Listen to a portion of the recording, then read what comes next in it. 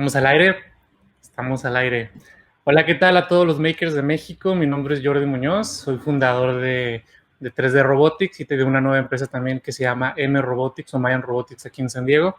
Y pues bueno, estamos aquí desde la comodidad de nuestras casas para entrevistar a Adam Sandler y bueno, espero lo disfruten. Hola Adam, how are you? Very good, how are you? Very well. Thank you for asking. And I made a mistake. Why is it Adam Sandler? It's Adam Savage, right? Or isn't it wrong? No, that's okay. I'm a fan of Adam Sandler's as well. I don't mind being mistaken for him for a second. All right, fair mistake. Let me write it down. All right. Well, thank you for joining us, and it's a pleasure for me. I wanted to tell you that I've been always your fans in Mythbusters, and I have this story that I saw you in person in Maker Faire up in San Francisco because I recognize your face. As you know, I'm very bad with names. I can never remember. It's part of my geek brain. I don't know. But I recognize your face. I know who you are. I see you in the TV, and I didn't have the valor to go and ask you for your signature. I was so scared. But anyway, sorry about that. I'm glad to finally meet you here, even if it's only on the camera. All right. Well, you know, the situation here, everybody's at home, you know, for the COVID and the pandemic, and, you know, it has been very difficult for everyone. But it's very cool to see people out there trying to make a difference from their homes, using their talents, their engineering skills, not even related to makers. But what you can tell us about it, what do you think? I think this is an amazing moment in time for makers. It feels like all of the promise that has been building within this rapid prototyping and now rapid manufacturing tools like 3D printers and routers and laser cutters is finally meeting its moment. I think every maker in the world has the movie Apollo 13 in their head. When the crew says, you've got to make an oxygen scrubber by fitting this circular thing into that square hole, and you only have these materials to do it. And right now, the whole world is in that situation where supply lines are breaking down. We're all supposed to be sheltering in place and meeting the needs we have in the spaces that we're confined to. And in addition, we have this across the world. Many first responders do not have the personal protection equipment that they need. And I'm looking at groups of makers across the world, tens of thousands, hundreds of thousands of 3D printers fired up in service of making face masks and clamps and other things for first responders to stay safe while they're fighting the pandemic. The level of community and open source sharing that's happening right now among the maker community is really, it's thrilling. And it's exactly why I love the maker movement and why I've been a part of it since the beginning. Exactly. And you know, not just the makers, you know, there is even companies, you know, big, you know, medical, you know, manufacturers, they are even opening the patents and their, you know, diagrams to the people that want to use them. It's impressive that it's not just the normal population, the normal makers that are from home, but also because of the emergency of the situation, very big companies are opening, you know, their information, so we can also grab it and be able to use it wherever we are. And look, you know, 100 years ago, your average person had to have tools in their house. They had to be able to fix the things that they had. And we have become such a consumer and a disposable consumerism culture that that doesn't happen. But I feel like there is a cultural shift towards coming back to that, where people really do see the utility of being able to maintain your equipment, of being able to I mean, the amount of shop tools that a single 3D printer replaces is amazing. Exactly. Well, absolutely. I mean, everyone, after the boom of the 3D printing, you know, many people, they have it in their homes. And, you know, I'm probably one of those persons that have one in my garage, and I probably use it once every 6 months. You know? But now with this situation, it's like I'm firing it up. You know, I have a cousin, she's a nurse in Phoenix, Arizona. and she wrote in Facebook, "Hey, anyone has a 3D printer? We need these little straps they use in the face mask and behind to Oh, be yeah, able to to keep, release the yeah, pressure." And they need it because it doesn't. I mean, it doesn't look like, but the little straps here, they start rubbing into your ear and start, it hurts a lot. So she was, I need just this little tool to be able to work better, and that's all.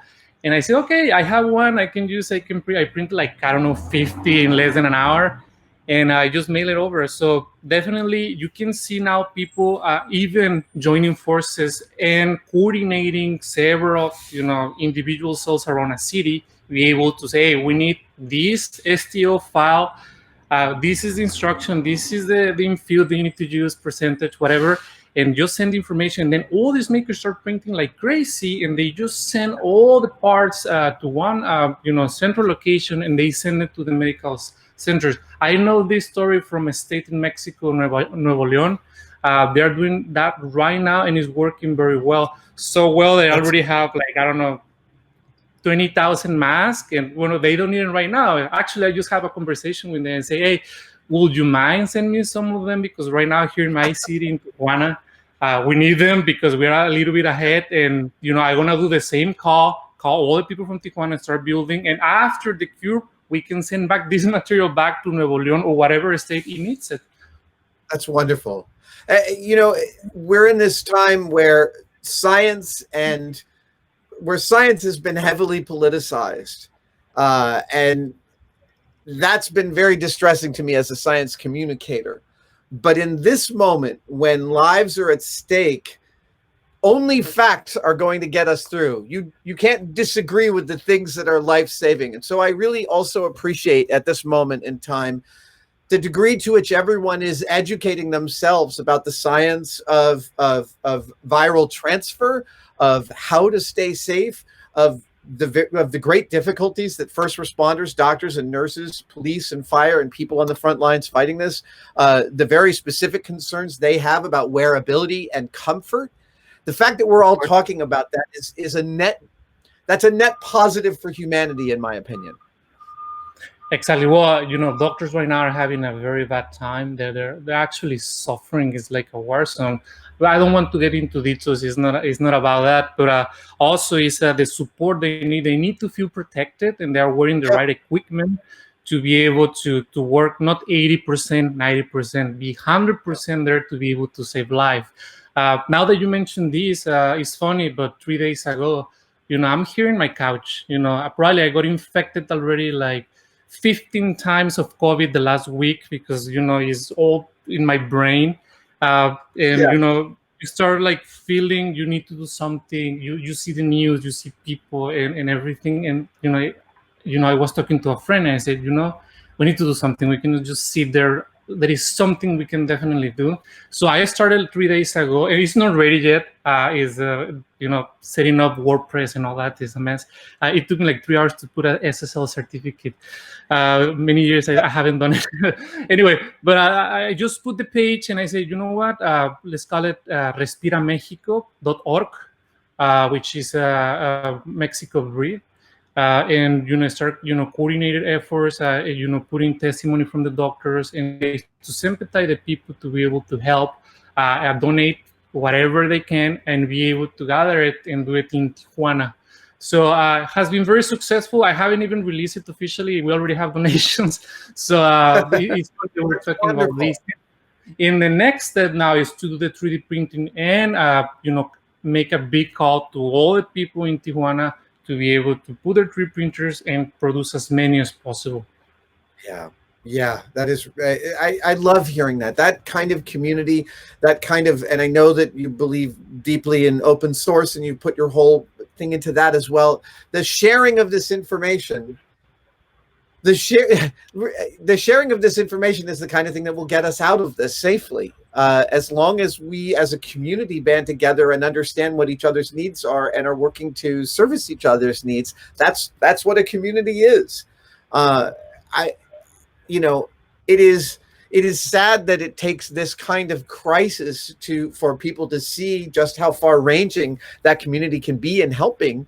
And yet I'm I'm really glad that the maker movement is where it is in time and space to be able to participate in this. I go and read stories about makers doing this as a way of giving myself solace in the middle of the political stuff, which I find very stressful. Exactly. And as a maker, this is our chance to prove we can do something.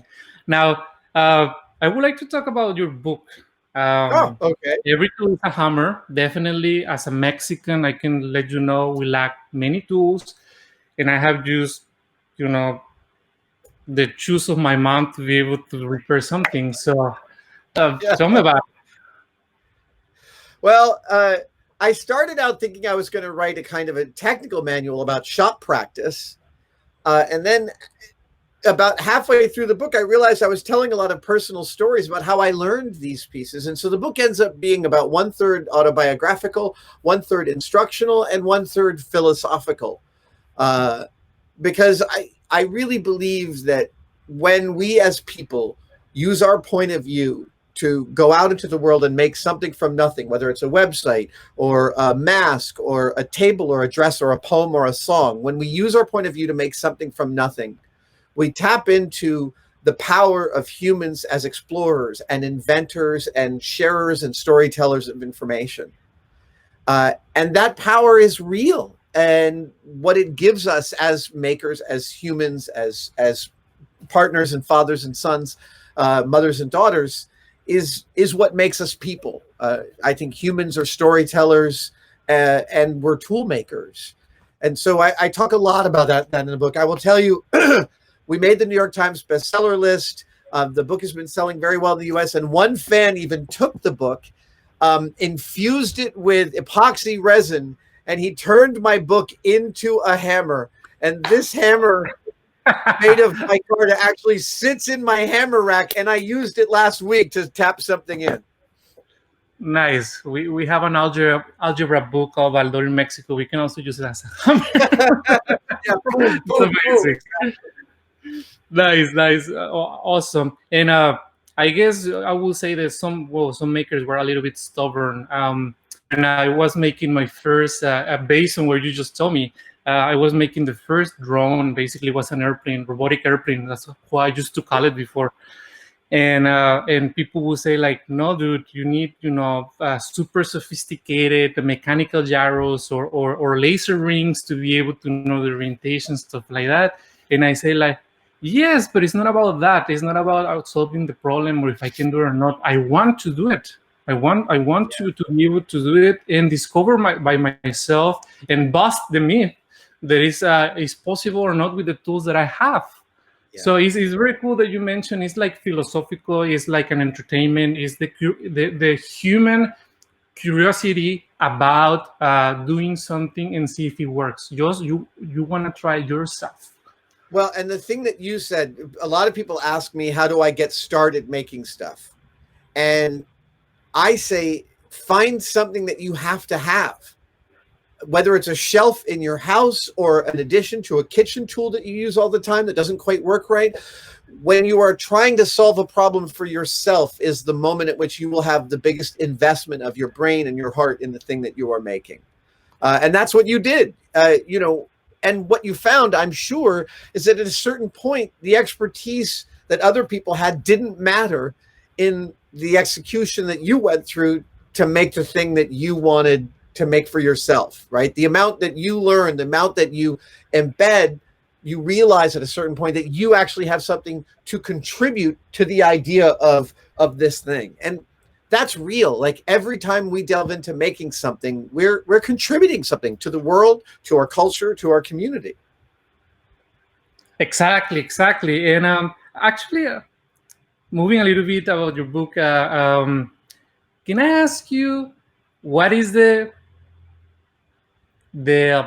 best project or the project that you most enjoy in your life? Tell me something you have done maybe when you were a kid that you constructed or you built that you remember, oh my God, I had so a good time doing that. Yeah. So I was about 15. I'd been making paper models and stuff from I've been making my own toys for years, but I was about 15 years old, and I decided I wanted to make a cardboard man to sit in front of my house. I don't know why, but I did. So I took a bunch of cardboard boxes and I took some tape and I made this man, and he was full sized, and it's not a beautiful construction, but it was exactly what I wanted. And I was in the middle of making it. It took me about probably 4 or 5 hours. And I was in what I now see and realize was a kind of a flow state. I was just in that zone of like the dance between the maker and the material.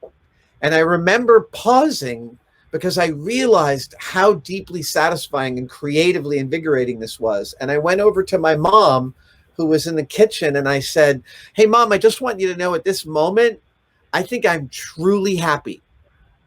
And I also understood that as a temporal thing. I understood that that wasn't permanent. Like, now I'm a happy guy. And it wasn't that I was an unhappy guy, but the amount of creative pleasure that I got out of that moment really taught me so much about what I was seeking from the execution of things that were in my head and making them in the physical world.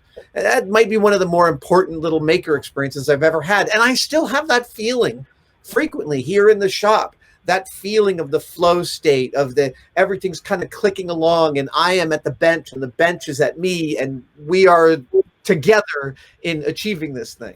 It becomes addictive, and that feeling when you finally make it to work and it finally works and you spend hours trying to figure out what's going on and you are like, yes, yes.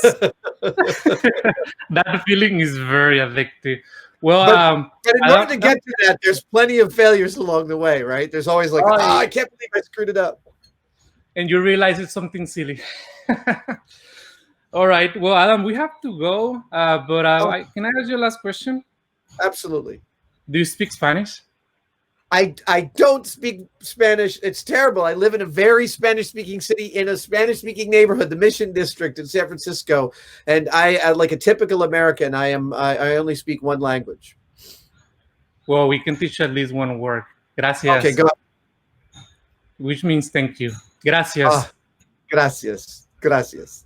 Muchísimas gracias por tu atención. Thank you very much for your attention and being with us. It was a pleasure to talk to you. And hopefully next time we're going to have the bailer to ask for your signature. I see you in San Francisco. Jordi, next time you're in San Francisco, reach out. I invite you to the cave and come and hang out, and I'll buy you lunch. Wow, that's yeah, that will be the dreamer's maker. That would be great. All right. Thank you very much. Take care. Thank you, sir. Have a great day.